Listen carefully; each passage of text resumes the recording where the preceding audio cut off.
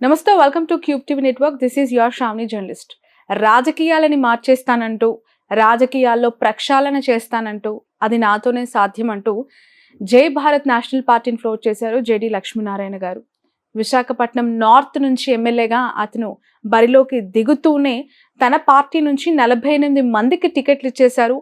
3 తెలంగాణకి సంబంధించిన వ్యక్తులకు ఎంపీ టికెట్లు, 6 ఏపీకి సంబంధించి ఎంపీ క్యాండిడేట్స్ని ఆయన బరిలోకి దింపిన పరిస్థితి.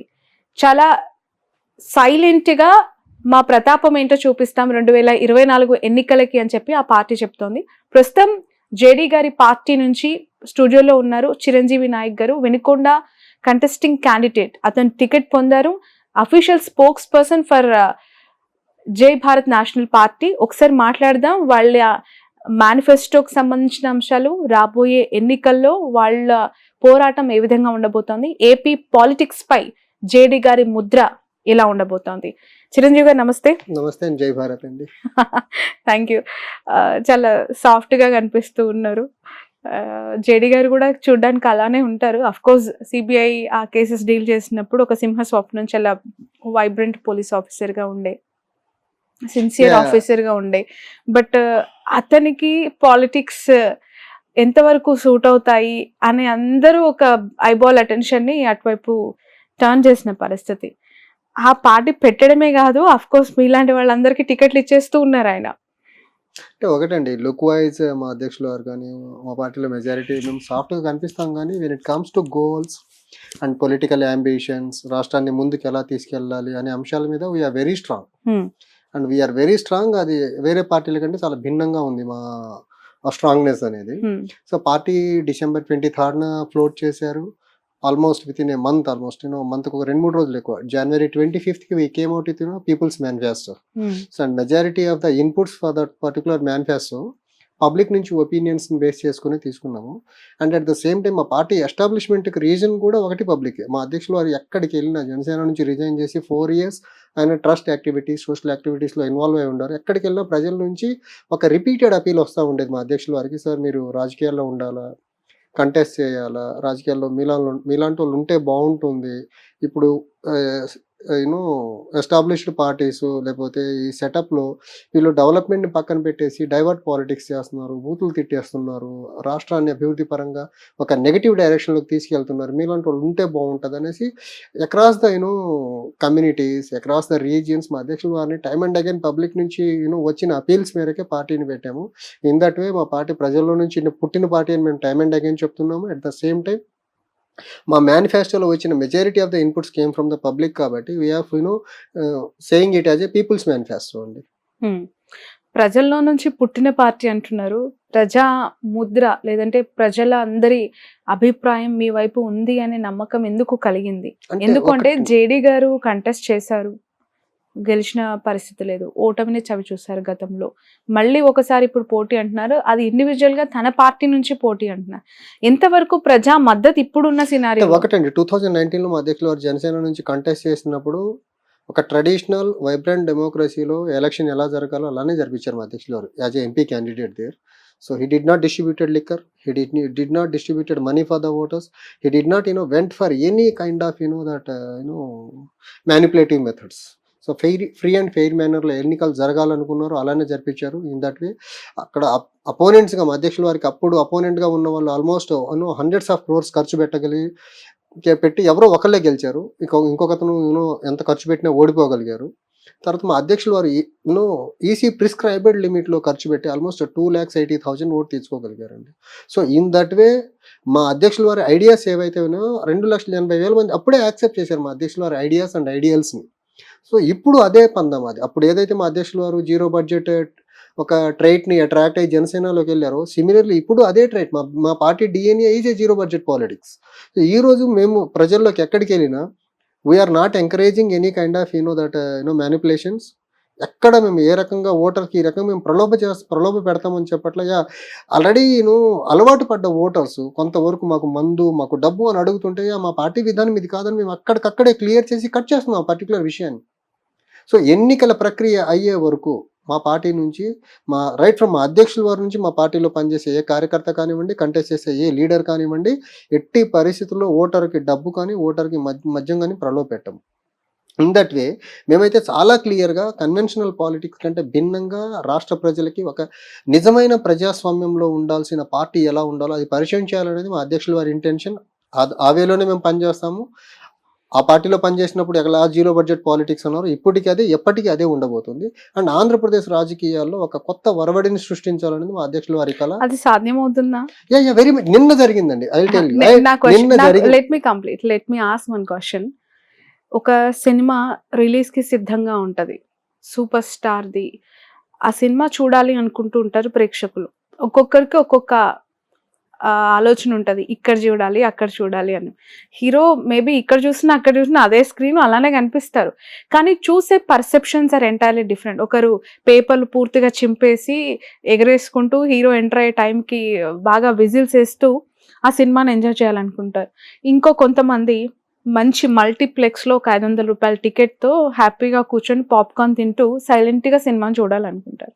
ఇక్కడ అంటే ఇట్స్ ఆల్ పాలిటిక్స్ పర్సెప్షన్ అండి. ఈజ్ ఇట్స్ ఆల్ పర్సెప్షన్ అండి. మన దగ్గర పర్టిక్యులర్‌లీ సౌత్ ఇండియన్ పాలిటిక్స్‌లో we have connected politics with cinema. ఇప్పుడు మీరు చెప్పే ఎగ్జాంపుల్ కూడా we are yourself comparing politics with cinema. We have to compare just politics. కంపారిజనే. Entirely Okay. Different perception. కానీ నేనేమంటున్నానంటే ఆల్రెడీ ఈ మాస్ కైండ్ ఆఫ్ థింగ్స్ అన్నీ అలవాటయిపోయాయి. మందు, మద్యం, లేదంటే లైక్ ఆఫ్‌కోర్స్ డబ్బు, లేదంటే కులం, ఏదో మతం. కులం, మతం, ప్రాంతం ఇవన్నీ ప్రాతిపదికన ఎలక్షన్స్ జరుగుతూ ఉన్నప్పుడు క్లీన్, నీట్, సాఫ్ట్ ఓరియెంటెడ్ పాలిటిక్స్‌కి ఇప్పుడు అవకాశం ఉందా? యాహ్! ఉందండి. ఎందుకంటే నిన్న నా ఇంటరాక్షన్‌లో జరిగింది. ఒక విలేజ్‌కెళ్ళానండి. ఒక ఒక సిటిజన్ నన్ను అడిగిన క్వెషన్ ఏంటంటే, మీరు ఎవరిని సపోర్ట్ చేస్తున్నారు? నువ్వు ఎవరిని సపోర్ట్ కూటమిలో ఉన్నారా? లేదు. సెపరేట్‌గా పోటీనా? సెపరేట్‌గా పోటీ. సెపరేట్ పార్టీ, కొత్త పార్టీనా? యెస్. Then okay. నేను నీతో మాట్లాడతానన్నాడు. ఆ విలేజ్‌లో ఒక పర్సన్ ముందుకొచ్చి ఉన్న ఎస్టాబ్లిష్డ్ పార్టీస్‌తో విసుగు చెందిన వ్యక్తి కొత్త పార్టీ, కొత్త భావాలు, కొత్త ఆశయాలతో ఉంటే సపోర్ట్ చేసేదానికి నాకు ఇలాంటి ఇంటరాక్షన్ లేదన్నారు. అదే నా స్టేటస్ ఈరోజు వాట్సాప్‌లో నేను పెట్టుకున్న స్టేటస్ కూడా అదే. ఓకే. సొసైటీలో ఉన్నారండి. కాకపోతే చెడు అనేది చాలా ఎక్కువ. ప్రలోభాలు అనేది చాలా ఎక్కువ స్థాయిలో. అంటే ఆల్మోస్ట్ గత 75 ఇయర్స్‌గా ఎలక్షన్స్ అంటే డబ్బు, లిక్కర్, హ్మ్. కాస్ట్, రిలీజియన్ వీటితో మిక్స్ చేసేసారు. ఎలక్షన్స్ వచ్చిందంటే కులాల పరంగా మన వైపు అట్రాక్ట్ చేసుకుందామా, మతం పరంగా అట్రాక్ట్ చేసుకుందామా. పర్టికులర్లీ బీజేపీ వచ్చిన తర్వాత అయితే మత ప్రలోభాలు ఇంకా పీక్స్‌కి వెళ్ళిపోయినాయి. హ్మ్. సౌత్ ఇండియాలో అయితే కాస్ట్ అండ్ రీసెంట్‌గా నిర్మలా సీతారామన్ గారు ఆవిడ స్టేట్మెంట్‌లో చెప్పారు. హ్మ్. సౌత్ ఇండియా నుంచి నాలాంటోళ్ళు ఎలెక్ట్ అవ్వాలంటే పాసిబిలిటీ లేదు. ఎందుకంటే నా దగ్గర డబ్బు లేదు. నా కులం కూడా రాజకీయంగా సరిపోని కులం కాబట్టి నేను కంటెస్ట్ చేయను అని చెప్పారనమాట. హ్మ్. సో ఇక్కడ ఇన్ని రకాల ప్రలోభాల మధ్య ఆల్ ఆఫ్ ఎ సడన్ మేమొచ్చి ప్రజాస్వామ్యంలో ఒక పార్టీ ఎలా ఉండాలో, పార్టీ యొక్క కోడ్ ఆఫ్ కాండక్ట్ ఎలా ఉండాలో మేము చెప్తే ప్రజలకి వింతగా ఉంటుంది. కానీ అందులో కూడా మా భావాల్ని అర్థం చేసుకొని మాతో నడిచే జనాలు రెడీ అయిపోతున్నారు. సో ఇన్ దట్ వే మీరు చెప్పినట్టు సాఫ్ట్ అండ్ నీట్ ఏదైతే ఉందో అది మేము ఖచ్చితంగా చేసి చూపిస్తాము. హ్మ్. అందులో ఎలాంటి డౌట్ లేదు. మేము కన్విన్స్ చేయగలం ప్రజల్ని. సో ఇప్పుడు రాత్రి జరిగిన మీటింగ్స్‌లో నన్ను అడిగారు అట్‌లీస్ట్ మందు డబ్బు ఇవ్వకపోయినా పర్లేదంటే అసలు ఎట్టి పరిస్థితుల్లో మేము ఎంకరేజ్ చేయమని చెప్పొచ్చాను నేనక్కడ. బట్ మీరు ఎంచుకున్న గమ్యం మంచిదే కావచ్చు. కానీ ఆ ప్రయాణం అనేది చాలా సుదీర్ఘ కాలంగా ఉండే అవకాశం ఉంది గదా! అంత ఓపిక, అంత సహనం ఉందా? ఉందండి. ఉంది. ఎందుకంటే మేము మా పార్టీ పెట్టిన తర్వాత కొన్ని సలహాలు, సూచనల మేరకు మా అధ్యక్షుల వారు మేమెళ్లి జేడీ గారిని జేపీ గారిని కలిసాము. మీరు చెప్పిన క్వెషన్ ఓపికతో ఉండండి. ఇది సుదీర్ఘమైన ప్రయాణం. ఎక్కడ డిసప్పాయింట్ అవ్వద్దు. మనం నడుస్తున్న దానిలో రకరకాల ఒత్తిళ్ళుంటాయి. రకరకాల డీవియేషన్స్ ఉంటాయి. ఎక్కడ డీవియేట్ అవ్వద్దు. ఈ సుదీర్ఘ ప్రయాణాన్ని ఓపికగా ముందుకు తీసుకెళ్తే definitely you will reach the destiny అని చెప్పారు జేపీ గారు. మా అధ్యక్షుల వారు దాన్ని చాలా హంబుల్‌గా యాక్సెప్ట్ చేశారు. అండ్ మా అధ్యక్షుల వారు చాలా లాంగ్ విజన్ ఉన్న వ్యక్తి అండి. అండ్ ఆయన track record being a police officer కూడా మనం చూసుకుంటే ఎక్కడ ప్రలోభాలకి ఎక్కడ బెదరకుండా ప్రలోభాలకి టెంప్ట్ కాకుండా పనిచేసిన వ్యక్తి. అందుకని ఈ రోజుకి cutting across communities and regions ఆయన ఎక్కడికి వెళ్ళినా ఒక రకమైన రెస్పెక్ట్ ఆయన మీద పీపుల్ షవర్ చేసి చూస్తూ ఉంటే I use to feel very humble. ఇలాంటి వ్యక్తితో కలిసి ట్రావెల్ చేస్తున్నానా, పని చేస్తున్నానా చాలా అది చాలా హ్యాపీయెస్ట్ మూమెంట్ నాకు ఎక్కడికి వెళ్ళినా కానీ. బట్ థింగ్ ఏంటంటే ఇప్పుడున్న ఈ కన్వెన్షనల్ పాలిటిక్స్లో అనుకున్నది సాధించాలంటే ఇప్పుడు పవర్ఫుల్ అయిపోయినాయండి. కన్వెన్షనల్ పాలిటిక్స్లో ప్రలోభాలతో చేసేవాళ్ళు ఎక్కువ అయిపోయారు. నీతి నిజాయితీగా వెళ్ళే వాళ్ళు తక్కువైపోయారు. సో ఏదన్నా మన దగ్గర ఉన్న ఎస్టాబ్లిష్డ్ ఆ ప్రలోభాల్ని తట్టుకొని నిలబడాలంటే కొంచెం టైం పడుతుంది. బట్ వీఆర్ రెడీ అండి. మేము వెయిట్ చేస్తాము, ప్రజల్ని కన్విన్స్ చేస్తాము, ఓటర్లను ఎడ్యుకేట్ బట్ మీరు చేస్తాము. కలిసిన వ్యక్తి అలాంటి భావజాలంతో పార్టీ పెట్టి, జేడీ గారు జేపీ గారు లాగా పార్టీ పెట్టి నడపలేక స్తబ్దుగా ఉండి ఇప్పుడు కూటమికి సపోర్ట్ చేస్తున్న పరిస్థితి. అలాగే ఆర్ఎస్ ప్రవీణ్ కుమార్ గారు పార్టీ పెట్టి ఏదో సాధిస్తానని చెప్పి చివరికి బీఆర్ఎస్ లో ఆయన రిజైన్ చేసి వచ్చి జాయిన్ అయిన పరిస్థితి. అంత ఈజీ కానీ అనుకుంటున్నారా? బ్యూరోక్రాట్స్, మీరు ఇద్దరు బ్యూరోక్రాట్స్ ఎగ్జాంపుల్ చెప్పారు, దట్స్ ఫైన్ అండి. Aam Aadmi party union టెరిటరీలో start అయింది, ఢిల్లీలో స్టార్ట్ అయింది. It's A union territory, not even a state. అక్కడ స్టార్ట్ అయిన party now it became all with in a span of 10 years it became a national party. We are seeing that as an example, not this Lok Sattala or else Praveen Kumar gar journey. No, we are not comparing ourselves with anyone, and we decided and we committed for the better politics in Andhra Pradesh. Right. ఇక coming to your party, 48 మందికి టికెట్లు ఇచ్చేసారు. ఎలా ఉంది గ్రౌండ్కి వెళ్ళినప్పుడు ప్రజల నుంచి వస్తూ ఉన్న వ్యతిరేకత ఏ కోణంలో ఉంది? అంటే ఒకటండి, ఇప్పుడు ఒకటి ఇందులో ప్రజల నుంచి వ్యతిరేకత అంటే నేను ఫస్ట్ ఇక్కడ తీసుకురావాల్సింది మీడియాని తీసుకురావాలి. మీడియా ఒక వర్గానికి సపోర్ట్ చేసే మీడియా ఇంకో వర్గానికి సపోర్ట్ చేసే మీడియాగా తయారైపోయింది. ఇక్కడ ఒక వర్గాన్ని సపోర్ట్ చేసే మీడియా ఇంకో వర్గం మీద ఉండే వ్యతిరేకతను చూపిస్తుంది, ఇంకొక వర్గాన్ని సపోర్ట్ చేసే మీడియా ఇంకొక వర్గం మీద చూసే వ్యతిరేకతను చూపిస్తుంది తప్ప రియల్గా ఉన్న పబ్లిక్ ఇష్యూస్ని ఏ కాన్స్టిట్యున్సీలో, ఏ మండల్లో, ఏ రీజియన్లో ఎలాంటి ఇష్యూస్ ఉన్నాయో చూపించట్లా. అండ్ ఆ ఇష్యూస్ ఎన్ని డికేట్స్గా సాల్వ్ చేయకుండా ఉన్నాయనేది కూడా అడ్రస్ చేయట్లా. అసలు media's duty is to bring the real issues to the public ఫోరంలో, డిబేట్లోకి తీసుకురావాల్సిన మీడియా అవన్నీ తీసుకురాకుండా మన డిబేట్స్ కూడా చూసుకోండి, క్వాలిటీ ఆఫ్ డిబేట్స్ చూడండి. మెయిన్ స్ట్రీమ్ మీడియాలో జరిగేవి, లేకపోతే డైలీ మేజర్ డైలీస్లో వచ్చే ఇష్యూస్ చూడండి. ఇష్యూస్ మీద రావవి, ఏ కాడికి ప్రలోభాల మీద, రాష్ట్ర అభివృద్ధికి సంబంధం లేని అంశాల మీద వార్తలు చెప్తే డిబేట్స్ జరుగుతున్నాయి తప్ప రియల్ ఇష్యూస్ మీద చావట్లేదు. బట్ మనం పబ్లిక్ దగ్గరికి వెళ్తే రియల్ ఇష్యూస్ తెలుస్తున్నాయి. ఇప్పుడు నేను కంటెస్ట్ చేయబోయే కాన్స్టిట్యున్సీ ఏదైతే ఉందో వినుకొండ, అక్కడ డ్రింకింగ్ వాటర్ స్కేర్సిటీ చాలా సివియర్గా ఉంటుంది, చాలా సివియర్. ఇరిగేషన్ ఫెసిలిటీస్ అనేది ఇంకా దూర్కి బాత్ అనమాట. అలాంటి కాన్స్టిట్యున్సీ చాలా ఎక్కువ పండే ప్రాంతంలో మిర్చి యార్డ్ ఉండదు. Irrigation and drinking water requirement ఎక్కువ ఉండే ప్రాంతంలో డ్రింకింగ్ వాటర్ ప్రొవైడ్ చేయలేని పరిస్థితి, తర్వాత ఇరిగేషన్ ప్రాజెక్ట్ లేని పరిస్థితి. అది ఆల్మోస్ట్ గత 7 decades పెండింగ్లో ఉన్న ప్రాజెక్ట్ వరికిపుడిశల అనే ప్రాజెక్ట్. ఈ రోజుకి ఆ ప్రాజెక్ట్కి కనీసం ఫౌండేషన్ స్టోన్ వేస్తున్నారు, ఆపేస్తున్నారు. బికాజ్ దట్ పర్టికులర్ ప్రాజెక్ట్ ఏంటంటే టైగర్ రిజర్వ్ జోన్లో ఉంది కాబట్టి central government national wild life board నుంచి పర్మిషన్స్ రావాలన్నారు. ఇప్పుడు తీసుకొచ్చిన తర్వాత కూడా ఇంకొక 30-40 years కన్నా ఆ ప్రాజెక్ట్ కంప్లీట్ అవుతుందా అంటే question mark. Again big question mark, not question mark, big question mark. ఆ ప్రాజెక్టుకి సంబంధించిన వరికిపుడిశల సాధన సమితి వాళ్ళు టైమ్ అండ్ అగైన్ మా అధ్యక్షులు వారిని కలిసి కొంచెం ఆ ప్రాజెక్ట్ గురించి చెప్పి ఈ కాజ్ని ముందుకు తీసుకెళ్లేదానికి మీ సపోర్ట్ అవసరమని మమ్మల్ని అడుగుతున్నారంటే జస్ట్ ఇమాజిన్, 75 సంవత్సరాలుగా ఉన్న పార్టీలు ఫెయిల్ అయిపోతే కొత్తగా వచ్చిన నిజాయితీతో కూడుకున్న ఒక నాయకత్వం దగ్గరకు వచ్చి ఒక 70 సంవత్సరాలుగా పెండింగ్లో ఉన్న ఒక ప్రాజెక్ట్ గురించి మేము అభ్యర్థిస్తాము, మీ సార్ ద్వారా ముందుకు తీసుకెళ్ళగలిగితే కొంచెం దీనికి కదలిక వస్తుందని ఒక ఆశతో ఎదురు చూస్తున్నారు. ఇందట్టే చూడండి, సమాజంలో 70 సంవత్సరాలుగా పరిష్కరించలేని సమస్యలు కోకొల్లలుగా ఉన్నాయి. ఇప్పుడు వినుకొండలో నాకు ఇవి తెలుస్తున్నాయి. ఈ రోజుకు నేను వినుకొండ కాన్స్టిట్యున్సీలో తిరుగుతూ ఉంటే డ్రింకింగ్ వాటర్ కోసం ప్రజలు ట్యాంకర్ ఎప్పుడు వస్తుందో అని వెయిట్ చేసే పరిస్థితి ఉంది. కానీ అక్కడ ఉన్న ఇద్దరు మా అపోనెంట్స్ చూడండి, నాకు ఇద్దరు అపోనెంట్స్ ఉన్నారు, వైసీపీ నుంచి, టీడీపీ నుంచి, వైసీపీ నుంచి యాజ్ వెల్ యాజ్ కూటమి నుంచి. వాళ్ళకి 1,000 కోట్ల ఆస్తులు, 1,000 కోట్ల బిజినెస్లు. వాళ్ళ బిజినెస్లకు ఇబ్బంది లేదు, ఇద్దరు ఆ ప్రాంతం వాళ్ళే. కానీ ఈ ప్రాంతం మీద ప్రేమ లేకపోవడం వల్ల అక్కడున్న చిన్నపాటి సమస్యను కూడా అడ్రస్ చేయలేని పరిస్థితి. ఈ రోజుకి ఒక ఇంజనీరింగ్ గ్రాడ్యుయేషన్ లేని కాన్స్టిట్యున్సీ అది. ఈ రోజుకి డ్రింకింగ్ వాటర్ సమస్యలు సతమతం అవుతున్న కాన్స్టిట్యున్సీ అది. అలానే ఇన్ఫ్రాస్ట్రక్చరల్లీ వెరీ బ్యాక్వర్డ్. అండ్ అక్కడ ఒక మండలం ఉంది, బొల్లాపల్లి అనే మండలం, దేశంలో అత్యంత వెనుకబడిన మండలాల్లో టాప్ 5 కానీ మనం తీసుకుంటే అందులో వన్ ఆఫ్ ద మండల్గా అది ఉంటుంది. అన్ని ఇన్ని సమస్యలు ఉండి అడ్రస్ చేసే లీడర్షిప్ లేకపోవడం వల్ల ప్రజలు కోరుకుంటున్నారు కొత్త నాయకత్వం వస్తే మా జీవితాలు మారతాయి అనేసి. కానీ వచ్చిన వాళ్ళు ఏం చేస్తున్నారు? అవే ప్రలోభాలు, అదే మద్యం, అదే డబ్బు, అదే కులం, అదే మతం. సో దీనికి ఎక్కడో ఫుల్ స్టాప్ వేయాలా. పాలిటిక్స్లా చేయాలా, పాలిటిక్స్ని వెల్ఫేర్ ఆఫ్ ద స్టేట్ కోసం చేయాలా, వెల్ఫేర్ ఆఫ్ ద పీపుల్ కోసం చేయాలా, ఆ డెవలప్మెంట్ ఆఫ్ ద స్టేట్ కోసం చేయాలి తప్ప ఇక్కడ చూడండి స్వలాభాలు. చంద్రబాబు నాయుడు గారు జగన్ గారిని తిట్టడం, జగన్ గారు పవన్ కళ్యాణ్ని తిట్టడం, లేకపోతే చంద్రబాబు గారిని తిట్టడం, వీళ్ళు ఒకళ్ళనొకళ్ళు పర్సనల్గా తిట్టుకోవడం తప్ప 5 yearsలో ప్రోగ్రెస్ కార్డు మీద ఎలక్షన్ జరిపే పరిస్థితి ఎవరికీ లేదు. ఇప్పుడు చూడండి 2014 to 19 ప్రోగ్రెస్ మీద జరిగిందా? చంద్రబాబు నాయుడు గారు నేను ఇది చేశాను, మళ్ళీ గెలిపిసి ఇది చేస్తానని చెప్పే పరిస్థితులు అప్పుడు ఆయన లేరు, ఇప్పుడు జగన్మోహన్ రెడ్డి గారు లేరు. ఇప్పుడు జగన్మోహన్ రెడ్డి గారు చూసుకోండి 2019లో కంటెస్ట్ చేయబోయేటప్పుడు 25కి 25 ఎంపీలు ఇస్తే కేంద్రం మెడలోంచి ప్రత్యేక హోదా తీసుకొస్తానన్నారు. ప్రత్యేక హోదా ఎక్కడ ఆగిందో ఎవరికీ తెలియని పరిస్థితి. డెడ్ లైన్స్ పెట్టి మరి పోలవరం ప్రాజెక్ట్ని ఫినిష్ చేస్తానన్నారు. 4 డెడ్ లైన్లు అయిపోయినాయి, పోలవరం ప్రాజెక్ట్ పూర్తి అవ్వలేదు. ఈరోజు దాన్ని 2026 కల్లా ఫినిష్ చేస్తామంటున్నారు. తర్వాత రైల్వే జోన్ పరిస్థితి ఎక్కడుందో తెలియదు. సొంత జిల్లా జగన్ గారిది కడప జిల్లా స్టీల్ ప్లాంట్ ఎక్కడుందో ఎవరికీ తెలియదు. అమరావతి రాజధానిగా ఉంటుందన్నారు, కానీ వచ్చిన తర్వాత 3 రాజధానులు అన్నారు. ఆ 3 రాజధానుల్లో ఏ రాజధాని ఎక్కడుందో ఎవరికీ తెలియని పరిస్థితి ఇప్పుడు. అంటే చూడండి వీళ్ళ యాంబిగ్యూటీ చూడండి. వీళ్ళు ఎలక్షన్ ఫైట్ చేసేదానికి వెళ్ళేటప్పుడు అడ్రస్ చేసే ఇష్యూస్ చూడండి, వచ్చిన తర్వాత ఎలాంటి ఇష్యూస్ టేకప్ చేస్తున్నారో చూడండి.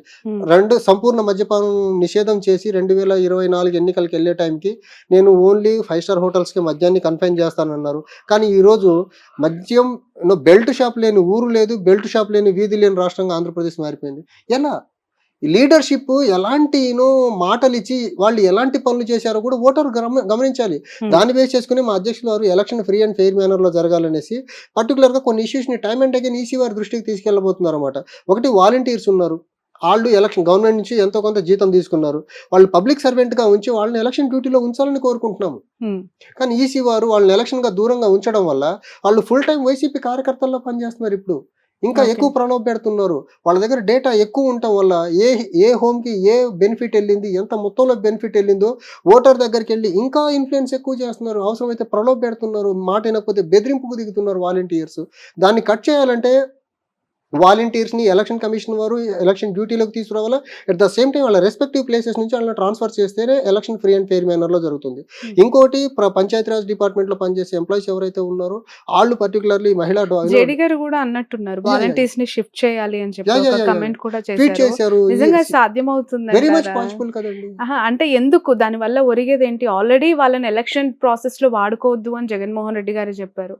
ఆల్రెడీ వాళ్ళు ఈ పార్టీకి పనిచేసే దాంట్లో నుంచి తప్పించాలని ఆయనే అఫీషియల్ గా అందరికీ చెప్తూ ఉన్నప్పుడు అంత అవసరం లేదండి. జగన్ గారు వాలంటీర్స్ తో ఒక మీటింగ్ పెట్టుకున్నారు విజయవాడ అని పార్టీ ఆఫీస్ లో. వాలంటీర్ అందరూ పార్టీ కోసం పనిచేయండి అన్నారు. పార్టీ కోసం పనిచేసేదానికి వాళ్ళ దగ్గర ఉన్న ఆధారాలు ఏంటి? ఇప్పుడు లేటెస్ట్ సినారియో తీసుకుంటే లేదండి, వాళ్ళు పార్టీ కోసం పని చెయ్యాలి అని ఎందుకు అన్నారంటే వాళ్ళు ఆల్మోస్ట్ 50 హౌస్ హోల్డ్కి ఒక వాలంటీర్ ఉన్నారు కాబట్టి ఏ హోమ్కి ఎంత బెనిఫిట్ వెళ్ళిందో వాళ్ళ దగ్గర డేటా ఉంది కాబట్టి జగన్మోహన్ రెడ్డి గారికి ఆ స్వార్థం ఉంది. ఏంటి, ఈ వాలంటీర్స్ని ఉపయోగించి ఎలక్టరల్ ఓటర్స్ని ఎక్కువ ఇన్ఫ్లుయెన్స్ చేసేదానికి హెల్ప్ అవుతారని మీరు పనిచేయండి పార్టీకి అని జగన్ గారు అన్నారు.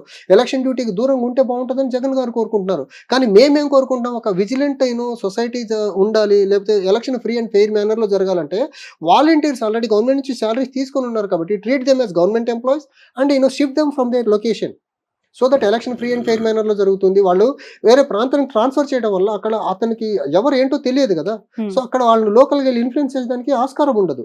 అదే ప్లేస్ లో అతను నుంచితే ఎలక్షన్ డ్యూటీకి దూరంగా ఉంచినా అతను ప్రలోభం ఎక్కువ చేస్తున్నాడు. 24/7 ఎలక్షన్ డ్యూటీలో ఉన్న ప్రలోభం చేస్తాడు అతను. ఎందుకంటే లొకాలిటీ డైనమిక్స్ మొత్తం అతను తెలుసు, ఏ ఇంటికి ఎంత బెనిఫిట్ వెళ్ళిందో తెలుసు కాబట్టి అతను వైసీపీకి ఎక్కువ పోలింగ్ బూత్ వరకు వాలంటీర్ తీసుకెళ్లొచ్చేమో గానీ ఓటు వేయించి ప్రెషర్ చేసి ఓటు అయితే వేయించలేదు. ఒకటండి పోలింగ్ అది వాలంటీర్ల విషయము ఏపీలో చాలా సెన్సేషనల్. ఇప్పుడు 2 పార్టీల మధ్య ప్రధాన చర్చ అండ్ మీలాంటి వాళ్ళు కూడా అపోజ్ చేస్తుంది వాలంటీర్స్. మేము అపోజ్ చేయట్లా, వాళ్ళని డేటా వాళ్ళ దగ్గర ఉంది, వాళ్ళకి డైమెన్షన్స్ తెలుసు, జియోగ్రఫిక్ అన్ని అంశాలు వాళ్ళ దగ్గర క్రోడీకరించుకొని కూర్చున్నారు. జగన్కే వాళ్ళు ఓటు ఇస్తారు. పదే ఇలా అనటం వల్ల వ్యతిరేకత ఎవరి మీద వ్యక్తమవుతుంది? YCP leadership right from Jaganmohan Reddy గారి నుంచి మీరు ఏ లీడర్ నన్నా చూడండి, వాళ్ళు టైం అండ్ అగైన్ చెప్పిన మాట ఏంటండి, కార్యకర్తలు ఎవరు, మన పార్టీ వాళ్ళు, మన కార్యకర్తలనే మనము వాలంటీర్స్ గా పెట్టాము. ఫస్ట్ థింగ్, మన ఇళ్లలో ఒకడినే మనం వాలంటీర్స్ గా పెట్టామని టైం అండ్ అగైన్ జగన్ గారు చెప్తున్నారు కదా. వాళ్ళ పార్టీ వాళ్ళకి ఇచ్చారు కాబట్టి వాళ్ళు వేరే పార్టీకి ఎందుకు పనిచేస్తారండి? వాళ్ళ పార్టీ వాళ్ళే కదా వాళ్ళు వాలంటీర్స్ గా పెట్టుకుంది. ఆబ్వియస్లీ వాళ్ళు వైసీపీ బెటర్మెంట్ కోసం, వైసీపీ పార్టీ వెల్ఫేర్ కోసమే పనిచేస్తారు తప్ప వాళ్ళకి ఇంకా ఆంధ్రప్రదేశ్ వెల్ఫేర్ కానీ స్టేట్ డెవలప్మెంట్ పట్టదు వాళ్ళకి. First thing. And second thing, మేము వాళ్ళని ఎలక్షన్ ప్రక్రియకు దూరంగా ఉంచమని చెప్పట్లా, ఎలక్షన్ ప్రక్రియలో భాగం చేసి ట్రాన్స్ఫర్ చేయాలని కోరుతున్నాం అంతే. So that election free and fair మేనర్లో జరుగుతుంది. వాడు ఇక్కడ ప్రలోభ పెట్టాడు ఓటర్ని. ఇక్కడ లోకల్గా ఉండటం వల్ల, ఎలక్షన్ డ్యూటీస్కి దూరంగా ఉండటం వల్ల అతనికి యాంపిల్ టైం దొరుకుతుంది, ఎక్కువ ప్రలోభ పెడుతున్నాడు. సో వాళ్ళని షిఫ్ట్ చేయాలనేది ఒకటి. ఇంకోటి ఫ్రీ అండ్ ఫెయిర్ మేనర్లో ఎలక్షన్ జరగాలనే ప్రయత్నంలో భాగంగా ఒక ఓటర్కి అవేర్నెస్, ఎడ్యుకేషన్ ఎక్కువ ఉండాలనే ప్రయత్నంలో భాగంగా అధ్యక్షులు వారు ఈ రోజే ఒక సీఈఓ గారికి ఒక లెటర్ రాయబోతున్నారు ఎలక్షన్ కమిషన్కి. అదేంటిది అంటే అసలు గవర్నమెంట్ అప్పు ఎంత చేసింది, డెవలప్ చేసిందో అప్పు చేసిందా, అప్పు చేసి ఉంటే ఎంత చేసిందో పబ్లిక్ డొమైన్లో వైట్ పేపర్ రిలీజ్ చేయగలిగితే, గవర్నమెంట్ డెవలప్ చేసిందా, రాష్ట్రాన్ని అప్పుల్లో నడిపిందా ఒక ప్రజలకు తెలిస్తే, ఒక ఓటరు ఒక అవేర్నెస్తో వెళ్ళి ఓటేస్తే అది చాలా వైబ్రెంట్ డెమోక్రసీ తయారవుతుందండి. ఓటర్కి ఏది ఇన్ఫర్మేషన్ లేకుండా జస్ట్ పార్టీ వాళ్ళు ప్రలోభ పెట్టారు, మంది ఇచ్చారు, డబ్బు ఇచ్చారు, కులం పరంగా విడగొట్టారు, మతం పరంగా ప్రలోభ పెట్టారని ఓటేస్తే రాష్ట్రం ఎక్కడ అభివృద్ధి చెందుతుంది? సో అందుకని మా అధ్యక్షులు వారు ఎలక్షన్ ఫ్రీ అండ్ ఫెయిర్ మేనర్లో జరగాలని చాలా టైమ్ అండ్ అగైన్ ఆయన పెట్టాల్సిన అన్ని ఎఫర్ట్స్ చాలా దూరదృష్టి ఆలోచించి పెడుతున్నారు. అది వాలంటీర్ విషయం కానివ్వండి, గ్రామ పంచాయతీ డిపార్ట్మెంట్లో పనిచేసే ఎంప్లాయీస్ ఎలా ప్రలోభ పెడుతున్నారో ఆ విషయాన్ని ఈసీ దృష్టికి తీసుకెళ్ళడం కానివ్వండి, ఈరోజు టేకప్ చేయబోయే ఏదైతే ఆంధ్రప్రదేశ్ హెల్త్ స్టేటస్ ఎలా ఉంది, ఫినాన్షియల్ హెల్త్ స్టేటస్ ఎలా ఉంది, అది కూడా పబ్లిక్కి తెలిస్తే బాగుంటుంది. జగన్మోహన్ రెడ్డి గారు ఏదో చేసామంటున్నారు కదా, అప్పు కూడా ఎంత చేశారో ప్రజలకు తెలియాలి కదా. ఎవరన్నా అప్పులతో ఒక ఇంటిని నడపాలని కోరుకోరు, స్వతహాగా మనం కూడా అప్పుల్లో ఉండాలని మనము కోరుకోము. అలాంటిది రాష్ట్ర ప్రభుత్వం అప్పుల్లో ఎలా ఉంచుతుంది? అప్పులతో ఉంచి మేము రాష్ట్రాన్ని ఏదో వెల్ఫేర్ చేసాం, రాష్ట్రాన్ని ఏదో డెవలప్ చేసామంటే ఎంతవరకు కరెక్ట్? అందుకని మా పార్టీ స్లోగన్ కూడా మేనిఫెస్టోలో చాలా క్లియర్గా ఉంటుంది. తప్పు చేయం, అప్పు చేయం. తప్పు చేస్తేనే అప్పు చేసే అవసరం ఉంటుంది, తప్పు చేయనప్పుడు అప్పు చేసే అవసరం కూడా ఉండదు. అలయన్స్ యొక్క ప్రభావం ఏపీలో ఏ విధంగా ఉంది? జగన్మోహన్ రెడ్డి గారు మళ్ళీ ఒకసారి అవకాశం అంటూ బస్ యాత్ర చేస్తున్నారు కదా, మీరు యాజ్ ఏ యంగ్ పొలిటీషియన్ అవ్వచ్చు, ఒక పార్టీ స్పోక్స్ పర్సన్ అవ్వచ్చు, మీ అభిప్రాయం ఏంటి? అంటే ఒకటండి, మేము మా పార్టీ ఎలా చూస్తామంటే కూటమి ఆర్ వైసీపీని ఆల్ ఫ్రంట్ ఫెయిల్యూర్ ఎంటిటీస్ గానే చూస్తాము. రీజన్ ఈస్ దట్ 2014 నుంచి 19 వరకు చంద్రబాబు నాయుడు గారు చెప్పిన హామీలో ఏ ఒక్కటి నిలబెట్టుకోలేదు. సో ఆయన ఫెయిల్యూరు ఓడిచ్చేశారు. బీజేపీ మీద నెపం నెట్టేసి బయటకు వచ్చారు. ఇప్పుడు బీజేపీలో మళ్ళీ దగ్గర అయ్యారు. Same the case with Jaganmohan Reddy గారు. ఇందాక చెప్పినట్టు లిస్ట్ ఆఫ్ ఇష్యూస్ ఏవి అడ్రస్ చేయకుండా జగన్మోహన్ రెడ్డి గారు చెప్పినవి చేయకుండా ఈరోజు ఎలక్షన్కి వెళ్ళబోతున్నారు. So all front failure chief మినిస్టర్గానే చూస్తాం మేము జగన్మోహన్ రెడ్డి గారిని. బీజేపీ గత 10 సంవత్సరాలుగా ఆంధ్రప్రదేశ్కి తీరని ద్రోహం సెంటర్లో పవర్లో ఉండి చేస్తూ ఉంది. అది క్యాపిటల్ సిటీ ఎస్టాబ్లిష్మెంట్ కావచ్చు, సెంట్రల్ నుంచి రావాల్సిన ఇన్స్టిట్యూట్స్ ఇచ్చే విషయంలో కావచ్చు, లేకపోతే పోలవరం ప్రాజెక్ట్ విషయంలో కానివ్వండి, రీసెంట్గా వాళ్ళు తీసుకున్న privatisation of Vizag steel plant కానివ్వండి. సో ఆంధ్రప్రదేశ్ మీద కేంద్ర ప్రభుత్వం ఎప్పుడు పర్టికులర్లీ బీజేపీ స్టెప్ మదర్ లవ్నే చూపిస్తుంది. కానీ ఆంధ్రప్రదేశ్లో ఉన్న పార్టీస్ ఎలా ఉన్నాయి? బీజేపీ విషయంలో పర్టికులర్లీ ఉన్న 25 ఎంపీలు లేకపోతే రాజ్యసభ ఎంపీలు ఎవరైతే ఉన్నారో వీళ్ళందరూ గంప గుర్తుగా బీజేపీకి వంత పాడుతూ ఉన్నారు. సో ఆంధ్రప్రదేశ్ డెవలప్మెంట్ పరంగా నెగిటివ్ ఆర్ రివర్స్ ట్రెండ్లో వెళ్ళేదానికి ప్రధాన కారణం బీజేపీ. సో దాన్ని వీళ్ళు ఆంధ్రప్రదేశ్లో <1% ఉన్న బీజేపీని రీఇంట్రడక్షన్ కూటమి రూపంలో ఎందుకు చేయిస్తున్నారు? అసలు వాళ్ళకున్న ఓట్స్ ఏరికి వాళ్ళు అసలు అన్ని సీట్లు ఇవ్వాల్సిన అవసరం ఎందుకు పట్టింది బీజేపీ, టీడీపీ కానీ జనసేన కానీ? అంటే వీళ్ళ లొసుగులు ఏవో బీజేపీ దగ్గర చాలా క్లియర్గా ఉండి ఉంటాయి. For that matter Jaganmohan Reddy గారి విషయంలో కూడా కేంద్రం తీసుకొచ్చిన దేశానికి విఘాతం కలిగించే ఏ చట్టాన్నన్నా జగన్మోహన్ రెడ్డి గారు ఒక్క మాట నో చెప్పకుండా సపోర్ట్ చేస్తున్నారు. అండ్ జగన్మోహన్ రెడ్డి గారు ఓట్ బ్యాంక్ చూసుకుంటే ట్రెడిషనల్ ఓట్ సపోర్టర్స్ ఎవరైతే ఉన్నారో బీజేపీకి opposite vote bank Jaganmohan Reddy గారికి ఉంది. వాళ్ళ గురించి కనీసం ఆలోచించకుండా బీజేపీ నా అంటే ఎస్, తానా అంటే తందానా అనే పరిస్థితిలో జగన్మోహన్ రెడ్డి గారు ఉన్నారు. ఈ ఆస్పెక్ట్లో మేము ఎలా చూస్తామంటే రాబోయే ఎన్నికల్లో బీజేపీకి వంత పాడుతున్న ఈ 3 పార్టీలకి ఆంధ్రప్రదేశ్ ప్రజలు ఖచ్చితంగా బుద్ధి చెప్తారు అనేసి చాలా బలంగా విశ్వసిస్తున్నామండి మేమైతే. రైట్. చిరంజీవి గారు, మీ గురించి చెప్పండి. వినుకొండలో మీరు కంటెస్టింగ్, ఇప్పుడు మీరు అన్నారు ఇంతకుముందు ఒక లైన్ వాడారు, డబ్బుతో 2 పార్టీల ప్రధాన అభ్యర్థులు ప్రచారం చేస్తూ ఉన్నారు అని చెప్పి. గ్రౌండ్ రియాలిటీస్ ఏంటి? ఎందుకంటే మీలాగా ఇంకో 47 మంది పరిస్థితి అలానే ఉండొచ్చు. మీ ధైర్యం ఏంటి? అండ్ ఎలాంటి కన్సిడరేషన్స్, ఎందుకు మీకే టికెట్లు ఇచ్చారు జేడీ గారు అని అడిగితే? ఒకటండి, నా ధైర్యం అంటే నిజాయితీ అండి. అంతకు తప్పే ఇంకా సెకండ్ థాట్ ఇంకోటి లేదు. నిజాయితీతో కూడుకున్న నాయకత్వంలో పనిచేస్తున్నానని ఒక ధైర్యం నాకు. అండ్ నాకు సీట్ ఇచ్చేదానికి ఏంటి అంటే మా అధ్యక్షులు వారు చెప్పారు ఏ ట్రైట్స్ చూసి ఇచ్చారనేది. నేను బెటర్గా ఫేర్ చేయగలనని ఒక నమ్మకంతోనే ఇచ్చుంటారు మా అధ్యక్షులు వారు. అండ్ నేను ఎక్కడా కానీ మా అధ్యక్షులు వారు నా మీద పెట్టుకున్న నమ్మకాన్ని ఎక్కడ వమ్ము అయితే చేయను ఫస్ట్ థింగ్. అండ్ వినుకొండ అనేది యాక్చువల్గా మా మదర్ ఇన్ మా గ్రాండ్ మదర్స్ కాన్స్టిట్యున్సీ. నేను పుట్టింది వినుకొండ కాన్స్టిట్యున్సీలో, మన బొల్లాపల్లి మండలంలో పుట్టాను. నా ప్రైమరీ స్కూలింగ్ ఇంకొక మండల్ ఈపూర్ ఉంది. ఈపూర్లో నా ప్రైమరీ స్కూలింగ్ అయింది. 30 ఇయర్స్ బ్యాక్ నేను చూసిన ఈపూర్ మండలం ఎలా ఉందో హెడ్ క్వార్టర్స్, ఇప్పుడు ఈ అలానే రోజుకి అదే దయనీయమైన పరిస్థితి అండి. ఓకే. అంతకంటే నిజం చెప్పాలంటే రోడ్లు అప్పుడే కొంచెం బెటర్‌గా ఉన్నాయేమో అనిపించింది నాకు. హుహుహు. కొత్తగా కొన్ని సిమెంట్ రోడ్స్ వచ్చాయి గానీ, అదే ఇన్‌ఫ్రాస్ట్రక్చరల్ బ్యాక్వర్డ్‌నెస్, అదే హెల్త్ సెక్టార్ బ్యాక్వర్డ్‌నెస్, అదే ఎడ్యుకేషనల్ బ్యాక్వర్డ్‌నెస్, అదే దాన్నేమంటారు డెవలప్‌మెంటల్ ల్యాకింగ్‌నెస్. ఈ రకంగా చూస్తే 30 సంవత్సరాలకి ఈ రోజుకి ఏం మారలేదు. అంటే ఏదో ఇక్కడ లీడర్‌షిప్‌లో వాక్యూమ్ ఉంది. ఖచ్చితంగా నేను పుట్టి పెరిగిన ప్రాంతం, నేను చదువుకున్న ప్రాంతం కొంచెం లవ్ అండ్ అఫెక్షన్ నాకెక్కువుంటుంది. డెఫినెట్‌గా నాకు కానీ వినుకొండ ప్రజలు అవకాశం ఇవ్వగలిగితే డెఫినెట్‌గా 30 ఇయర్స్ బ్యాక్ ఉన్న సిట్యుయేషన్ ఇప్పుడే ఉంది కాబట్టి దానికి భిన్నంగా హెల్త్, ఎడ్యుకేషన్, తర్వాత ఇన్‌ఫ్రాస్ట్రక్చర్ పరంగా, ఇండస్ట్రియల్ పరంగా డెఫినెట్‌గా ఒక వైబ్రెంట్ మోడల్‌తో నేను వినుకొండ కాన్స్టిట్యున్సీని డెవలప్ చేయగలననే నమ్మకం అయితే నాకు చాలా బలంగా ఉంది. అండ్ లోకల్ సపోర్ట్ విషయానికొచ్చేసరికి నాకు కొంచెం ఫ్రెండ్ సర్కిల్ అక్కడ ఎక్కువుంది. చదువుకున్న వాళ్ళందరూ నా ఫ్రెండ్స్ అక్కడ ఎక్కువున్నారు. At the same time Vinukonda నియోజకవర్గంలో చాలా దాన్ని కాన్షియస్‌నెస్‌తో కూడుకున్న ఓటర్స్ కూడా ఎక్కువున్నారు. సో, అంతకుముందు లెఫ్ట్ ప్రభావం కొంచెం ఎక్కువుండే ప్రాంతం. గుర్రం జాషువా గారు పుట్టి పెరిగిన ప్రాంతం అది. సో, ఖచ్చితంగా ఓటర్లు గూడా ఒక దే ఆర్ లుకింగ్ ఫర్ ఒక ఒక స్ట్రాంగ్ అపోనెంట్ కోసం చూస్తున్నారు.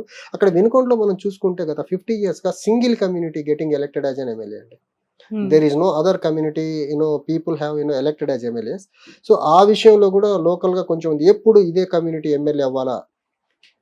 ఇంకొకళ్ళు వచ్చి నిలబడే పరిస్థితి ఇక్కడ లేదు. ఎవరన్నా వస్తే మనం సపోర్ట్ చేయాలని ప్రజలు అనుకుంటున్నారు. ఈలోపు నేనెళ్ళాను. నాతో మాట్లాడిన చాలామంది చెప్పిందేంటంటే, "అసలు వినుకొండ నిన్ను చూజ్ చేసుకొని పోటీ చేస్తున్నందుకు first of all we are appreciating you. At the same time మేము సపోర్ట్ చేస్తాము. ఈ కన్సిడరేషన్స్‌లో ఏదైతే 50 ఇయర్స్‌గా ఒకటే కమ్యూనిటీ ఇక్కడ ఎమ్మెల్యేస్‌గా ఉన్నారు. దీన్ని రివర్స్ చేయాలంటే మీలాంటి చదువుకున్న యువ నాయకత్వం నియోజకవర్గానికి చాలా అవసరము. ఇప్పుడు రాజకీయాన్ని కంప్లీట్‌గా పర్టిక్యులర్‌లీ 2009 తర్వాత జీవీ ఆంజనేయులు గారు వినుకొండ ప్రాంతంలో రాజకీయాన్ని వ్యాపారంగా మార్చేశారు.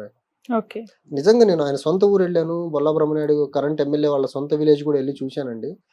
బొల్లా బ్రహ్మనాయుడు గారి విలేజ్ కొంచెం ఇన్‌ఫ్రాస్ట్రక్చరల్లీ రోడ్స్ అవన్నీ కొంచెం బెటర్‌గా ఉన్నాయి గానీ, జీవీ ఆంజనేయులు గారి విలేజ్‌కెళ్లి చూస్తే దానికంటే నాకు తెలిసి అత్యంత వెనుకబడిన విలేజ్ ఇంకోటుండదు. ఆ నియోజకవర్గం మొత్తంలో గూడా. అంత బ్యాక్వర్డ్‌నెస్. కరెక్ట్ రోడ్ లేదు, ప్రాపర్ డ్రైనేజ్ లేదు, సీసీ రోడ్స్ లేవు, వాటర్ ఫెసిలిటీ లేదు. హ్మ్. నిజంగా ఈయన 10 సంవత్సరాలు ఎమ్మెల్యేగా ఉండి సొంత ఊరిని డెవలప్ చేయలేని వ్యక్తి నియోజకవర్గాన్ని ఎలా డెవలప్ చేస్తాడు అనిపించింది నాకు. అంటే ఇప్పుడు మీరు కూడా మాట్లాడుతున్నారు. వినుకొండని ఇలా చేస్తాను, వినుకొండ రూపురేఖలు అలా మారుస్తాను అని చెప్పి. వన్స్ ఎమ్మెల్యే అయిన తర్వాత వాళ్ళకి కూడా రియాలిటీ అక్కడ పార్టీ సపోర్ట్ చేయాలి అండ్ ఫండ్స్ రావాలి అండ్ డెవలప్‌మెంట్స్ అంటే ఒకటండి రాజకీయ ఆహ్, నాయకులు గెలవక ముందు ఒక మాట, గెలిచిన తర్వాత ఒకటంటే వాళ్ళలో ఆ వ్యాపార ధోరణి ఎక్కువుంటది. ఇప్పుడు 100,00,00,000, 50,00,00,000 పెట్టి పోటీ చేసి గెలిచినోడు ఆ డబ్బుని భూచక్రవడ్డీతో రిటర్న్ తీసుకురావాలని అనుకుంటాడు. అట్ ద సేమ్ టైమ్ మనం ఇక్కడ ఇంకా స్ట్రాంగ్ అవ్వాలంటే మన వ్యాపారాలు కూడా బలపడాలని కోరుకుంటాం. ఆళ్ళ ఫోకస్ అంటే వాటి మీద ఉండటం వల్ల నియోజకవర్గ అభివృద్ధి మీదకెళ్ళదు. హ్మ్. సో, మాకు వ్యాపారాల తర్వాత డబ్బు సంపాదించాలనేది లేదు కాబట్టి ఖచ్చితంగా మేము డెవలప్‌మెంట్‌కే ఎక్కువ ప్రయారిటీ ఇస్తాం. హ్మ్. అండ్ మా అధ్యక్షులు వారు ఫస్ట్ యథా రాజా తథా ప్రజ అండి. లీడర్ హానెస్ట్ ఉంటే కింద కార్యకర్తలు, పార్టీ అంతా హానెస్ట్‌గా ఉంటుంది. పైనే కరప్ట్ ఫెలో కూర్చుంటే కింద పార్టీ అంతా కరప్ట్ గానే ఉంటుంది గదా! సో, హ్మ్. మేము చేస్తాము అనే దానికి సింబాలిక్ రిప్రజెంటేషన్ జేడీ గారు, మా అధ్యక్షులు వారు. రైట్. జేడీ గారి ప్రచారం ఎలా కొనసాగుతుంది? విశాఖపట్నం నార్త్ నుంచి ఆయన అవును. కంటెస్ట్ చేస్తూ ఉన్నారు. అవును. అఫ్‌కోర్స్ అక్కడ వైసీపీ నుంచి కేకే రాజు గారు, ఇటు విష్ణు గారు ఉన్నట్టున్నారు. విష్ణు కుమార్ రాజు గారు. యాహ్! విష్ణు కుమార్ రాజు గారు. బా నడుస్తుందండి. మా అధ్యక్షులు వారు డోర్ టు డోర్ క్యాంపెయిన్‌లో చాలా అగ్రెసివ్‌గా ముందుకెళ్తున్నారు. అండ్ వైజాగ్ ప్రాంతం నుంచి ఆయన సుపరిచితులే కాబట్టి ఓటర్స్ కూడా జేడీ గారిని ఈసారి ఎట్టి పరిస్థితుల్లో గెలిపించాలని బలంగా కోరుకుంటున్నారు. సో, డెఫినిట్‌గా జేడీ గారైతే ఒక భారీ మెజారిటీతో విశాఖ నార్త్ నుంచి గెలవబోతున్నారు. హ్మ్. అందులో నాకు ఎలాంటి డౌట్ లేదండి. ఈసారి జేడీ గారనేది చాలా థంపింగ్ మ్యాండేట్‌తో గెలవబోతున్నారు. ఓకే. పక్కా. థంపింగ్ మెజారిటీతో పక్కాగా గెలవబోతున్నారు. రైట్. 48 మందికి టికెట్లు ఇచ్చారు గదా! ఎలాంటి క్వాలిఫికేషన్స్ చూసారు జేడీ గారు? ఒకటండి ఫస్ట్ వాళ్ళ మీద ఎలాంటి క్రిమినల్ కేసెస్ ఉన్నాయా లేవా చూసారు. ఎడ్యుకేషనల్ బ్యాక్‌గ్రౌండ్ చూసారు. హ్మ్. తర్వాత ఎలాంటి ఫ్యామిలీస్ నుంచి వచ్చారని చూసారు. అండ్ మా అధ్యక్షులు టైమ్ అండ్ అగైన్ చెప్తున్నారు. పాలిటిక్స్ అంటే కొన్ని కులాలు, కొన్ని కుటుంబాల చేతిలో ఉండిపోయినాయి. ఇప్పటివరకు అసలు రిప్రజెంటేషన్ లేని కులాలకి ఇవ్వాలనుకుంటున్నారు. ఇన్ దట్ వే చాలా మందికి ఆహ్, ఇప్పటి వరకు రాజకీయంగా ముందుకు రాని కుటుంబాల్లో ఉన్న వాళ్ళకి టికెట్లు ఇచ్చారు. తర్వాత average age of our contesting candidate చూసుకుంటే 39 ఇయర్స్ ఉందండి. ఓకే. అండ్ అందులో almost more than 50% people's graduates ఉన్నారు. హ్మ్. సో, చదువు పరంగా ముందున్నోళ్ళు, క్రిమినల్ ట్రాక్ రికార్డ్ లేనోళ్ళకి ఎక్కువ ప్రయారిటీ ఇచ్చామండి. ఇప్పుడు వేరే పార్టీలకు భిన్నంగా మనం రాజకీయాలు చేయాలంటే మన క్యాండిడేచర్ సెలక్షన్ నుంచే స్టార్ట్ అవ్వాలి. సో సెలక్షన్ పరంగా మేము చాలా ఫస్ట్ అండ్ ఫార్మోస్ట్ క్రైటీరియా మేము పెట్టుకుంటుంటే no candidate should have criminal cases against him అనేది ఫస్ట్ క్రైటీరియాగా పెట్టాము. అట్ ద సేమ్ టైం ఒక కమిట్మెంట్ సొసైటీని డెవలప్ చేయాలని ఒక కమిట్మెంట్ ఉండాలనేది సెకండ్ గా పెట్టుకున్నాము. సో ఇలాంటి ఒక సెట్ బట్ మీరేమో అట్లా క్రైమ్స్ లో ఇన్వాల్వ్మెంట్ లేకుండా క్లీన్ ఇమేజ్ ఉన్న వాళ్ళని మీరు చూస్ చేసి టికెట్లు ఇచ్చుకుంటే అక్కడ Jai Bharat national party I think Jada Shravan గారు మర్డర్లు చేసిన వాళ్ళకి టికెట్లు ఇచ్చారు. వాళ్ళు క్షమాభిక్ష కోరారు, వాళ్ళు తప్పును అంగీకరించారు కాబట్టి టికెట్లు ఇచ్చానని చెప్పి ఆయన అంటే చెప్తున్నారు. జడా శ్రవణ్ కుమార్ గారు అనే వ్యక్తి లాయర్ కాబట్టి సో లిటిగెంట్ లాంగ్వేజ్ లో మాట్లాడతారండి. మనం ఏం చెప్తాం చెప్పండి వాళ్ళ కోసం. సో ఇప్పుడు మర్డర్లు చేసిన వాళ్ళకి ఇచ్చే పార్టీలు రెడీగా ఉన్నాయి కదా, వైసీపీ కానివ్వండి, టీడీపీ కానివ్వండి, జనసేన కానీ రెడీగా ఉన్నాయి కదా. మర్డర్లు చేసే వాళ్ళకి, ఇసుక దందా చేసే వాళ్ళకి, తర్వాత మద్యం వ్యాపారం చేసే ఆయన అఫీషియల్ గా నేరం అంగీకరించిన ఒక పర్సన్ కి ఆయన టికెట్ ఇచ్చారు. అదేనండి. ఇప్పుడు నేరం అంగీకరించిన వ్యక్తికి ఇక్కడ ఇచ్చారు, నేరం అంగీకరించకుండా సిబిఐకి సపోర్ట్ చేయని వ్యక్తి ఏమో జగన్మోహన్ రెడ్డి గారి టికెట్ చెప్తున్నాను నేను ట్రెండ్స్. సో అలానే టీడీపీలో చాలా మంది ఉన్నారు క్రిమినల్ ట్రాక్ రికార్డు ఉన్నోళ్ళు. అంటే ఇది ప్రజలు ఆలోచించాలండి. ఇప్పుడు అభ్యర్థి ఎలాంటి వాడు అండ్ ఈసీ కూడా కొన్ని విషయాల్లో చాలా ప్రొయాక్టివ్గా డిసైడ్ చేయాల్సిన అవసరం ఎంతైనా ఉంది. 75 years అవుతుంది. డెమోక్రసీ వైబ్రెంట్ మేనర్లో ముందుకెళ్లకుండా ఇంకా నెగిటివ్ ట్రెండ్స్లోకి కల్ప్రిట్స్ని, తర్వాత దొంగతనాలు చేసే వాళ్ళని, డెకైటీ పీపుల్ని, ఇసుక దందా చేసే వాళ్ళని, మద్యం దందా చేసే వాళ్ళని, మర్డర్ బ్యాచ్ని క్యాండిడేట్స్గా డిక్లేర్ చేస్తూ ఉంటే ఈసీ కూడా ఏం చేస్తుందండి? పార్లమెంట్ ఏం చేస్తామండి? రిప్రజెంటేషన్ ఆఫ్ పీపుల్ యాక్ట్ని ఎందుకు మార్చరు? ఇప్పుడు మనకు చిన్నపాటి ప్యూన్ కావాలంటే సర్టెన్ ఎడ్యుకేషనల్ క్వాలిఫికేషన్ అవసరము. అలాంటి ముఖ్యమంత్రి అవ్వాల్సిన వాడికి మినిమం ట్రైట్స్ ఉండాలి కదండి, బేసిక్ ట్రైట్స్, మినిమం క్వాలిఫికేషన్స్ కూడా పెట్టాలి కదా. అప్పుడు 1947లో స్వాతంత్రం వచ్చిన తర్వాత 51లో ఫస్ట్ ఎలక్షన్లు అప్పుడంటే లిటరసీ లెవెల్స్ తక్కువ, అవేర్నెస్ తక్కువ, ఎడ్యుకేషన్ తక్కువ. అప్పుడు ఆ కాన్స్టిట్యూషన్ ఓకే. ఈరోజు ఒక కాన్స్టిట్యూషన్లో రిప్రజెంటేషన్ ఆఫ్ పీపుల్ యాక్ట్ చాలా రకాల అమెండ్మెంట్స్ కాన్స్టిట్యూషన్లో వస్తున్నాయి కదా. Why these people go for representation of people act amendment అండి? అంటే వీళ్ళకి తెలుసు, చదువుకున్న యువత, చదువుకున్న వాళ్ళు, క్లీన్ ఇమేజ్ ఉన్న వాళ్ళు రాజకీయాల్లోకి వస్తే దేశం యొక్క రూపురేఖలు మారుతాయి. ఇప్పుడు చూడండి, కేజ్రీవాల్ గారు ఢిల్లీలో వచ్చారు. నేను ఢిల్లీలో సివిల్స్కి ప్రిపేర్ అయ్యాను. నాకు తెలుసు అక్కడ స్కూల్స్ ఎంత అద్భుతంగా ఉంటాయి అనేది. చాలా అద్భుతంగా ఉంటాయి స్కూల్స్ అక్కడ. మీరు ఇన్ఫ్రాస్ట్రక్చర్ చూడండి, లోపల టీచింగ్ క్వాలిటీ చూడండి, సిలబస్. జగన్ గారు చేసిందని ఒప్పుకోవట్లేదు. జగన్ ఏం చేశారు? పక్కన ఉన్న ఢిల్లీ స్కూల్స్ గురించి పర్సనల్ గా చూశాను. జగన్ గారు స్కూల్స్ గురించి చాలా గొప్పగా మీ పార్టీ అధ్యక్షులు లాంటి వాళ్ళు ఎంతో మంది జగన్ గారి సంక్షేమం బాగుంది, అందులో స్కూల్స్ ఎక్సలెంట్ అని మాట్లాడారు. అంటే మా అధ్యక్షులు వారు ఏమన్నారంటే ఇన్ఫ్రాస్ట్రక్చర్ బాగుందన్నారు కానీ ఎడ్యుకేషనల్ కరికులం బాగుందని చెప్పలేదు. నాడు నేడులో హెల్త్ అండ్ ఇన్ఫ్రాస్ట్రక్చర్ కి కొంచెం బెటర్ గా ఉంది, అంతే తప్ప అవసరం అని చెప్పలేం అధ్యక్షులు వారు. అది కూడా మీరు నాడు నేడు స్కీమ్ ని తీసుకుంటే హెల్త్ అండ్ ఎడ్యుకేషన్ లో వచ్చిన ఫండ్స్ అన్ని ఆయుష్మాన్ భారత్ నుంచేమో హెల్త్ కి వచ్చింది, మన్రేగాకి వచ్చిన స్కీమ్స్ డబ్బులు ఏవైతే ఉన్నాయో ఆ డబ్బులు కొంచెం డైవర్ట్ చేసి స్కూల్ బిల్డింగ్ ఇన్ఫ్రాస్ట్రక్చర్ ని పెంచారు తప్ప క్వాలిటీ ఆఫ్ ఎడ్యుకేషన్ ఎక్కడ ఉంది ఆంధ్రప్రదేశ్ లో? ఇప్పుడు ఇంగ్లీష్ మీడియం ఎడ్యుకేషన్ అంటున్నారు, దట్స్ ఫైన్, కానీ టీచర్ ఇంగ్లీష్ మీడియం ఎడ్యుకేషన్ లో చదువుకుని ఉన్నాడా లేదా చూడరే మీరు? ఇంగ్లీష్ ట్రైనింగ్ టీచరే కాదా చూడకుండా, టీచర్కి ఇంగ్లీష్ ట్రైనింగ్ ఇవ్వకుండా మీరు ఇంగ్లీష్ మీడియం స్కూల్ ఇంట్రడ్యూస్ చేస్తే టీచర్కే ఇంగ్లీష్ రాకుండా విద్యార్థికి ఎలా ఇంగ్లీష్ మీడియంలో టీచ్ చేయగలడు? అతను డైకాటమీ ఉంది ఇక్కడ, చెప్పేది ఒకటి చేసేది ఒకటి. Okay, right. సో ఓవరాల్ గా ఈ తీసుకున్న 48 ఇంకా మోర్ టు గివ్ టికెట్స్. రేపు ఉగాది రోజు సెకండ్ లిస్ట్ రాబోతుందండి. రిమైనింగ్ క్యాండిడేట్స్ ని రేపు డిక్లేర్ చేయబోతున్నారు ఉగాది రోజు. సో ఆల్ 175 కాన్స్టిట్యుయెన్సీస్ లో పోటీ చేయబోతున్నాం మా పార్టీ ఇండిపెండెంట్ గా. Okay, right. ఇతర పార్టీ వాళ్ళకి ఎంట్రీ ఉందా టికెట్లు దొరక్క, లేదంటే ఇబ్బందులు పడుతున్నా? ఒకటండి, ఇప్పుడు వాళ్ళు ఇతర పార్టీలో ఉంటే వాడికి ఏదో ఒక క్రిమినల్ ట్రాక్ రికార్డు, అవినీతి మరొక ఖచ్చితంగా ఉంటది. సో అవన్నీ కడుక్కొని మా దగ్గరికి ప్యూర్ గా జెన్యూన్ గా మా లైన్స్ లో నడిచే వ్యక్తులు కడుక్కోనంటే అవి కోర్టులో ఉంటాయి, అవి తేలాలంటే ఇంకో 10-15 ఏళ్ళు పడతాయి. మరి ఆలోపెట్లా వాళ్ళు పోటీ చేయాలి? వచ్చి పోటీ చేయాలంటే అట్లీస్ట్ రేపు ఎన్నికల్లో డబ్బు మద్యం పంచకుండా ఎలక్షన్ చేయగలనే అదన్నా చూపించగలగాలి. అది మా ముందున్న ఫస్ట్ క్రైటీరియా. ఎలక్షన్ కి వెళ్ళేటప్పుడు ఓటర్లని డబ్బు మద్యంతో ప్రలోభ పెట్టకూడదు. ఇదే నినాదమా జేడీ గారి నినాదం ఇప్పుడు విశాఖ నార్త్ నుంచి? అందరూ మేము కంటెస్ట్ చేసే అన్ని స్థానాల్లో ఇదే నినాదం ఉంటుంది. ఓటర్లని మేము డబ్బు మద్యం బిర్యానీ పొట్లాలతో ప్రలోభ పెట్టబోము. ఇది స్లోగన్ ఒక ఎలక్షన్కే కాదు, రాబోయే అన్ని ఎలక్షన్కి మా స్లోగన్ ఇదే ఉంటుంది. బట్ ఎందుకు జేడీ గారి మీద ఏదో ఒక వ్యక్తికి బి టీమ్ గా పనిచేస్తూ ఉన్నారు? ఒకటండి, ఇప్పుడు మా ప్రెజెన్స్ వల్ల నాతో కొంతమంది జర్నలిస్టులు ఈ మాట అడిగారు. ఆ జర్నలిస్టులు ఒక పార్టీకి కొమ్ము కాస్తున్నారు ఛానల్లో కూర్చొని. దట్స్ ఫైన్, కొమ్ము కాసుకోవచ్చు, అది ఆయన ఇండివిజువల్ చాయిస్. జర్నలిజం ఎథిక్స్ మర్చిపోయి ఏదో చేస్తున్నారు, చేసుకోండి, నాకు దానివల్ల ఇబ్బంది ఏం లేదు. కానీ మేము ఎవరికి కాదు. ఆంధ్రప్రదేశ్లో ఎవరికో బీ పార్టీ అయితే తెలంగాణలో ఎవరికి మేము బీ పార్టీ అవ్వాలి? మహారాష్ట్రలో మా పార్టీ ప్రెజెన్స్ ఉంది, అక్కడికి మేము ఎవరికి ఏ పార్టీ ఇవ్వాలి? ఇదంతా మేమంటే గిట్టనోళ్ళు, మా వల్ల ఇబ్బంది కలుగుద్దని ఫీల్ అయ్యే పార్టీలు లేపుతున్న నిందారోపణలు తప్ప అందులో ఎలాంటి వాస్తవం లేదు. మాతో ప్రజలు ఉన్నారు, మేము ప్రజలతో రాజకీయాలు చేసేదానికి వచ్చాం, దళారులతో కాదు, వ్యాపారస్తులతో కాదు. బట్ ఎన్నికలకి ముందు సడన్ గా ఒక పారాషూట్ పార్టీ లాగా ఆవిర్భవించి టికెట్లు చేసుకొని పోటీ చేస్తే యాక్సెప్టెన్సీ ఉంటుందా అండి? అంటే ఎందుకంటే ఒక పార్టీ అనేది ఒక పారాషూట్ పార్టీ అనేది రాంగ్ అండి. మా పార్టీ కంటిన్యూ అవుతుంది. Hmm. ఒక ఎలక్షన్ కోసం పెట్టిన పార్టీ అయితే కాదు. సో సమాజంలో డిజైర్డ్ చేంజెస్ వచ్చేంత వరకు, తీసుకొచ్చేంత వరకు మా ప్రయాణం అయితే ఆగదు. సో టైం కన్స్ట్రెయింట్ అంటారా, ఎప్పుడు పెట్టాలా ఏంటిది అనేసి మా అధ్యక్షులు వారు ఒక సొసైటీలో ఎలాంటి అభిప్రాయాలు ఉన్నాయి అన్ని తెలుసుకునేదానికి కొంచెం టైం పట్టింది అంతే. Right. తెలుసుకున్నారు, పార్టీ పెట్టారు అంతే. ఇది ఒక ఎలక్షన్ కోసం పార్టీ కాదు, పారాషూట్ పార్టీ అంతకంటే కాబోదు. ప్రజల కోసం, ప్రజలతో ఉండే పార్టీ జై భారత్ నేషనల్ పార్టీ అండి. Right, thank you so much అండి చిరంజీవి గారు. Wish you all the Thank you. Best, wish you all the success. అంటే కొత్త రకమైన పాలిటిక్స్, కొత్త ప్రపంచాన్ని చూపిస్తాం, కొత్త పరిపాలన అందిస్తామంటూ తీసుకున్న మీ నినాదం ఖచ్చితంగా సక్సెస్ అవ్వాలి, మీకు మంచి జరగాలని కోరుకుంటూ ఉన్నాం. అలాగే మీ జేడి గారి అడుగు జాడల్లో నడుస్తూ ఉన్నారు మీరు. అంటే ఒకటండి, ఇప్పుడు కొత్త తరం అంటే ఇప్పుడు ఆ క్రిమినల్ రాజకీయాలు, అభివృద్ధి లేని రాజకీయాలు, ప్రలోభాలతో చేసే రాజకీయాలు ఆల్రెడీ ఉన్నాయి. మాకు అది చెయ్యాలనుకుంటే ఆ పార్టీలో వెళ్ళి మా అధ్యక్షుల వారు కానీ మేము కానీ సెట్ అయిపోవచ్చు. సమాజానికి కావాల్సింది ఇది కాదు కదా. సో కొత్తదనం, రాజకీయాలంటే అభివృద్ధి కోసము ప్రజల చుట్టూ తిరగాలి కానీ వ్యక్తుల చుట్టూ, కుటుంబాల చుట్టూ తిప్పద్దు అనేది మేము చాలా బలంగా నమ్ముతున్నాం. ఆ డైరెక్షన్లోనే ట్రావెల్ చేస్తాము. డిజైర్డ్ చేంజెస్ని సొసైటీలో ఖచ్చితంగా తీసుకొస్తాము. అండ్ థ్యాంక్ యూ అండి మాకు అవకాశం ఇచ్చినందుకు. Thank you so much. But media is not for one అండి, అందరి కోసం అంటే మీడియా నేను ఉంది. అందరి మీడియా అని అనట్లేదు, కొంతమంది అన్నాను. Of course, yeah.